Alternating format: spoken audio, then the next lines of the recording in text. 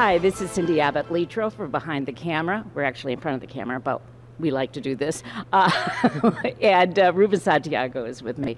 And if the name sounds familiar, it is because Ruben is the son of Ruben Santiago. Is it senior and you're junior, or you just try to confuse us? Well, he's actually junior. My grandfather was you're senior. The third. So I'm the third, yeah. You're the third. Well, Ruben, your father is so well known for Lackawanna blues and really trying to help the film industry here in Buffalo in our Western New York region. But you have been a production with your dad, but you've been a production assistant for, you know, a lot of different professional films. How did you get into it? Was it something that you just watched your dad and then decided you wanted to be a part of? Well, honestly, visiting sets as a kid and coming up and seeing my dad work on them, I had no interest at all in working. Oh, wow. And I wanted to act. I felt like acting was great, and I wanted to do acting. So my first actual production assistant job on a movie set was 2 years after I started in theater. Okay. I had already worked in theater and I loved it.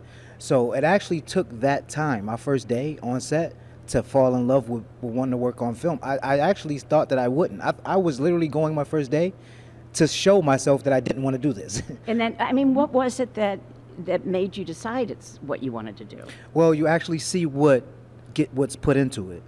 I've always looked at it from tunnel vision, or a tunnel vision, you know, as my dad's son. But as somebody at work, I had to actually work with the grips and work with the electrics and make sure that the environment was safe and things that I wouldn't have thought that I would have needed, that anybody needed to do. Mm-hmm. For production. I realized there's so much that goes into what I see that nobody see. I want to do that, you know. Well, you know, and that's surprising, because most people, we have these egos where we want to be in front of the camera, we want to be the one getting the acclaim, right. And most times, you know, they don't recognize the production assistant. Right.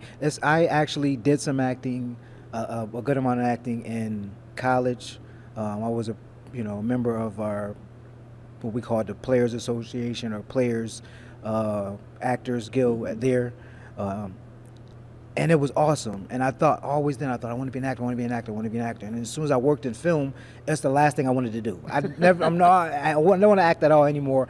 Please let me work to make the production. But again, this wasn't film, this was theater. Theater is amazing because all these actors actually bring personality to rehearsal too. You get personality all over the place, not just, for today, but film and theater are two different animals, and if you fall in love with one, it's easy to fall in love with the other. And I totally love working on film. I wouldn't work on anything other than if I could.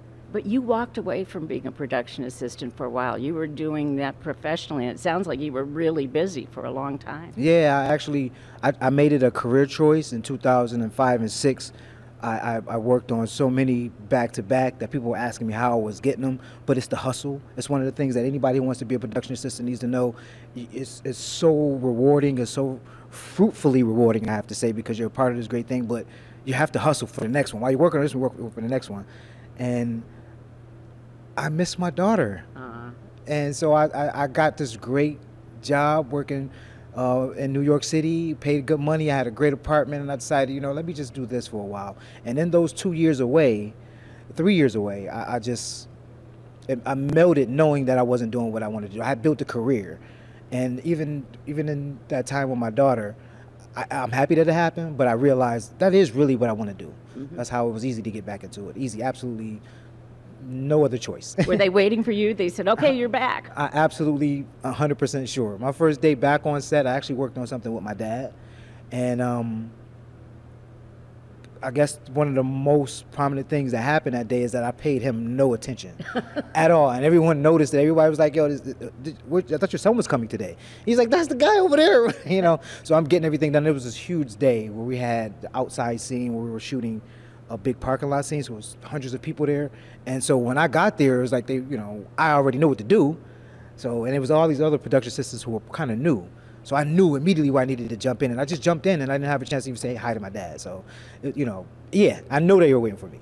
Well, will this lead to something else? Your dad has written things, directed things, produced things. I mean, do you see yourself developing in that way to do something beyond being a production assistant? I actually do, and again, not to reflect on me walking away. But I think had I not, then I probably would be further along the trail of what I see for myself. And I think that everybody who works in production, as a production assistant, as an assistant director, which is two different things, or even in camera, makeup, hair, whatever you're doing, we all have greater aspirations. Nobody just wants to sit and just put eyelashes on somebody, or just load the film into the camera and watch the other guy shoot. We all have some type of aspiration. You don't ever let it go, but you learn as much as you can as a production assistant, and you pass it down to whoever you bring on.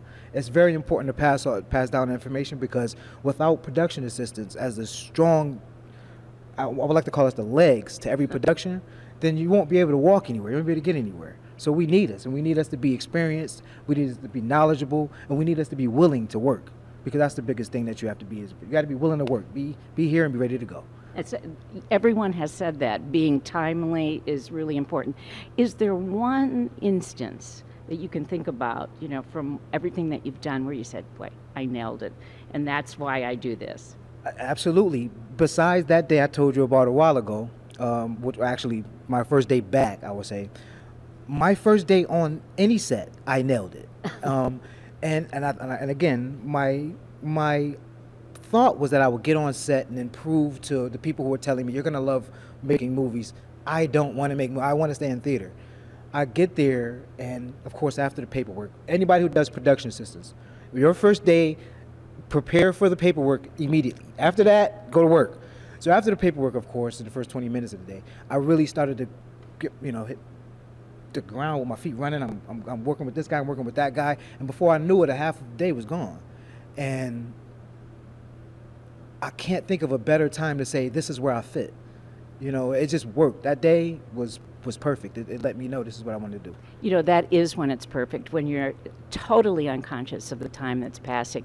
It has been a delight to talk to you, Ruben Santiago III, and say hello to your father for us from Buffalo, and congratulations to him and everyone for how successful they've been. This is really, you did nail it. You nailed it today, too. Thank you for being with us. This is Behind the Camera, Cindy Abbott Letro. Till next time.